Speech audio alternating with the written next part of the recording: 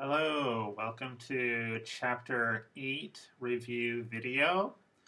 In this chapter, we will continue with something related to defocus.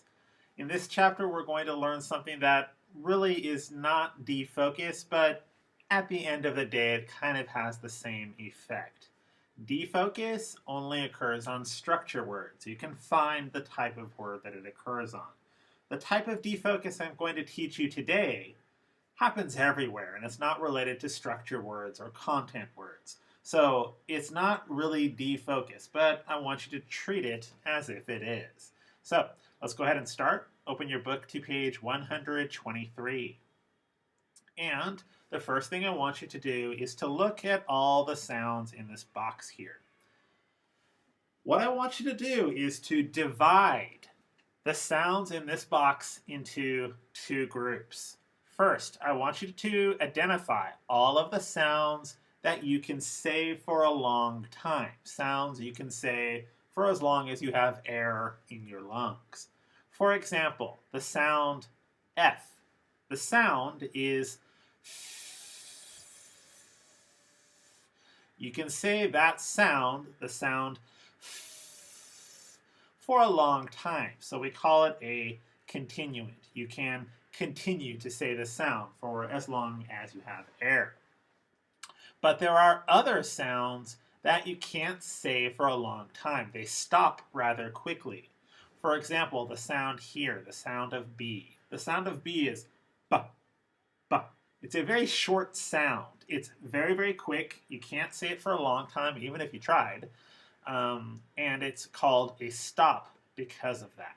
So I want you to go through all of the sounds in this box and divide them into two groups. The sounds you can say for a long time and the sounds that are very, very short. Here it's important to know that you have to say the sound of the letter, not the letter's name in the alphabet. So for example, this letter's name is P, but the sound is P, P, P, P. It's a stop, so put it over here. On the other hand, this letter's name is S, but its actual sound is S. You can say it for a long time, so put it over here. Go ahead and divide these sounds into these two groups. Stop the video while you're doing this. You have to pronounce it yourself or you won't find them. So stop the video, go. Okay, by now I hope you have found the 6 sounds, the 6 stops. These are the 6 stops, and these are the 6 sounds that are going to be important for us today. The 6 sounds are p, b, t, d, k, g. What I want you to know about these sounds is that they disappear in very, very defocused English. Let me give you the environments in which they disappear. Here's the idea. Tada, paba, kaga. I call these苛められっ子の音because other sounds make these sounds disappear. Here's what happens. When the stops, tada, paba, kaga, are in front of, very important, in front of the following sounds in English conversation, they disappear. So for example, if one of these sounds is in front of one of the same type of sound, the one in front disappears. So look at this. Here we have the phrase, wild boar, and here the D is in front of a B. These are both苛められっ子の音. If they're next to each other, the one in front disappears. So this becomes wild boar, wild boar. The D is gone. If one of these 6 sounds is in front of a ch or a j sound, the same thing will happen. The sound in front will disappear. Here we have a D. It's one of these stops. If it's in front of a j sound, then the sound in front disappears. So here, good judgment becomes good judgment, good judgment. The D is gone. If one of these 6 sounds is in front of an M or an N sound, the sound in front will disappear. Here we have a D in front of an M, so bad manners becomes bad manners in informal English. The D is gone. And the last sound that can do this is L. If one of these 6 sounds is in front of an L sound, the sound in front disappears. Here we have the phrase good luck.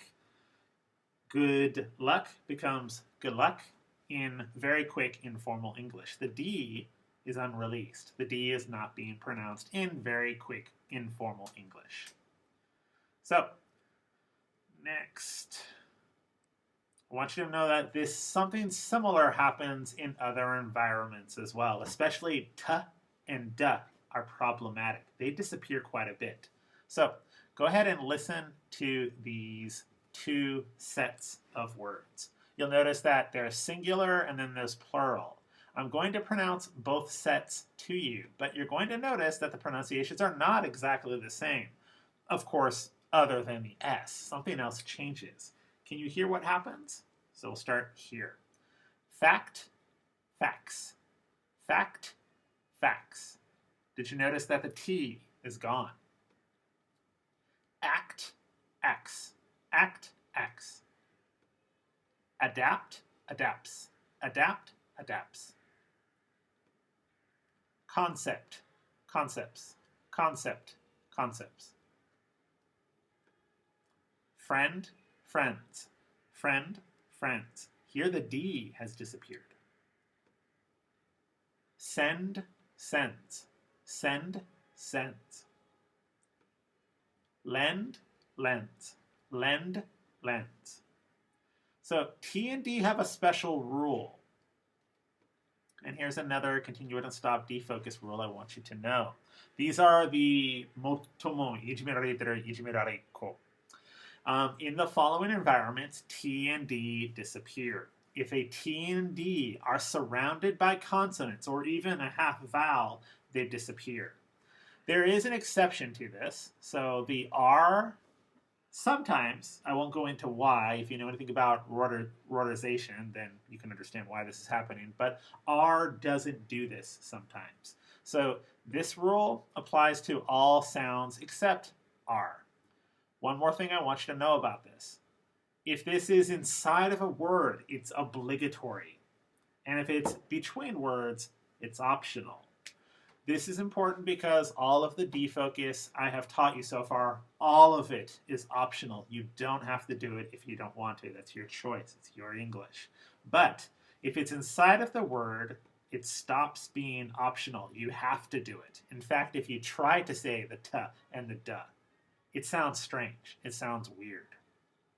All right, let's move on to the next page. There's one more rule I want you to know. And I'll tell you up front, this rule is limited to only North American English. British speakers don't do this. But there's a reason why this one became important. Let me give you one more rule. This is the T in NT.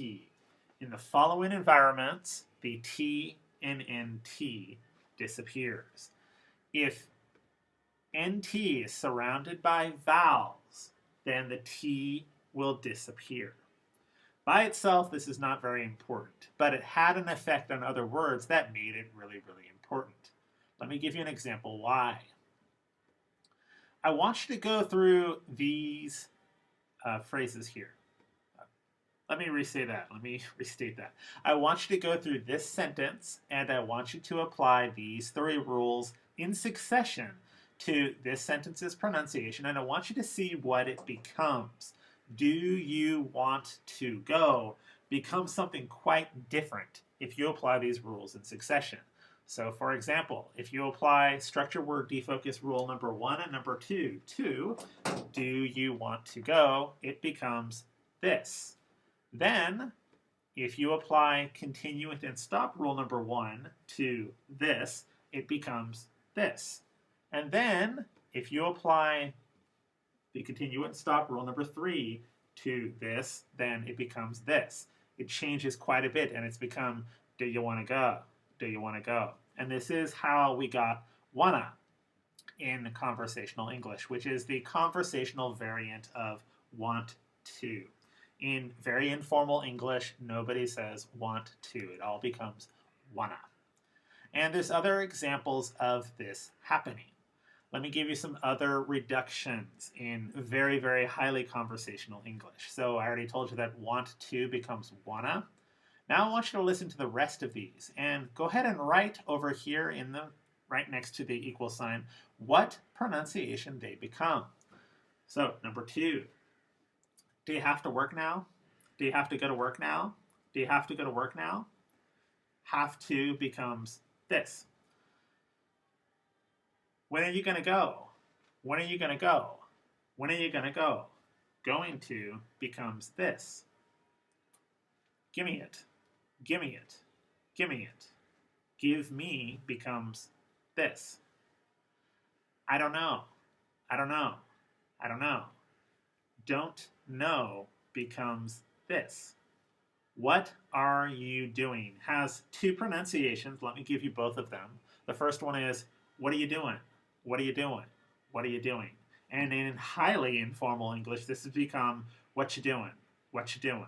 What you doing? This is the end of the defocus portion of this class. Again, what I've taught you today is not technically defocus because it happens everywhere, not just structure words, but in essence, essentially the same thing. Good luck on the quiz. Goodbye.